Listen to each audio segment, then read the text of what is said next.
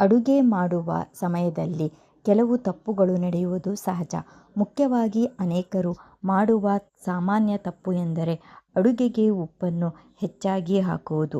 ಅನೇಕ ಜನರು ಬೇಗನೆ ಅಡುಗೆ ಮಾಡಬೇಕೆಂಬ ಆತುರದಿಂದ ಅಥವಾ ಕೆಲಸ ಮುಗಿಸಬೇಕೆಂಬ ಗಡಿಬಿಡಿಯಲ್ಲಿ ತಿಳಿಯದೆಯೇ ಅಡುಗೆಯಲ್ಲಿ ಉಪ್ಪು ಹೆಚ್ಚಾಗಿ ಹಾಕುತ್ತಾರೆ. ಯಾವುದೇ ಕರಿಯಲ್ಲಿ ಉಪ್ಪು ಹೆಚ್ಚಾದರೆ ಅದನ್ನು ತಿನ್ನುವುದು ತುಂಬ ಕಷ್ಟ. ಆದರೆ ಈ ರೀತಿ ಅಡುಗೆಯಲ್ಲಿ ಉಪ್ಪು ಹೆಚ್ಚಾದಾಗ ಅದನ್ನು ಸರಿಪಡಿಸುವುದು ಅದು ಹೇಗೆ ಎಂದು ನೋಡೋಣ ಬನ್ನಿ. ಅಡುಗೆಯಲ್ಲಿ ಉಪ್ಪು ಹೆಚ್ಚಾದಾಗ ಗೋಧಿ ಹಿಟ್ಟನ್ನು ಸಣ್ಣ ಸಣ್ಣ ಉಂಡೆಗಳನ್ನಾಗಿ ಮಾಡಿ ಕರಿಗೆ ಹಾಕಬೇಕು. ಇದರಿಂದ ಉಪ್ಪಿನಾಂಶ ಕಡಿಮೆಯಾಗುತ್ತದೆ. ಅಡುಗೆಯಲ್ಲಿ ಉಪ್ಪು ಹೆಚ್ಚಾದಾಗ ಅದಕ್ಕೆ ನಿಂಬೆ ರಸವನ್ನು ಬೆರೆಸುವುದು ಕೂಡ ಒಂದು ಸುಲಭವಾದ ವಿಧಾನ. ಇದರಿಂದ ಉಪ್ಪು ಕಡಿಮೆಯಾಗುತ್ತದೆ. ಅಡುಗೆಯಲ್ಲಿ ಉಪ್ಪು ಹೆಚ್ಚಾಗಿದೆ ಎನಿಸಿದಾಗ ಅದಕ್ಕೆ ಸ್ವಲ್ಪ ಮೊಸರು ಅಥವಾ ಕ್ರೀಮ್ ಬೆರೆಸಿ. ಇದರಿಂದ ಕೂಡ ಉಪ್ಪು ಕಡಿಮೆಯಾಗುತ್ತದೆ.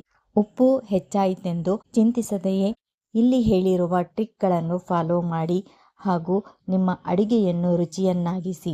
ಈ ಮಾಹಿತಿ ನಿಮಗೆ ಇಷ್ಟವಾಗಿದ್ದರೆ ಲೈಕ್ ಮಾಡಿ, ಸಬ್ಸ್ಕ್ರೈಬ್ ಮಾಡಿ ಹಾಗೂ ಬೆಲ್ ಬಟನ್ ಕ್ಲಿಕ್ ಮಾಡಿ. ನೋಡಿದ್ದಕ್ಕೆ ಧನ್ಯವಾದಗಳು.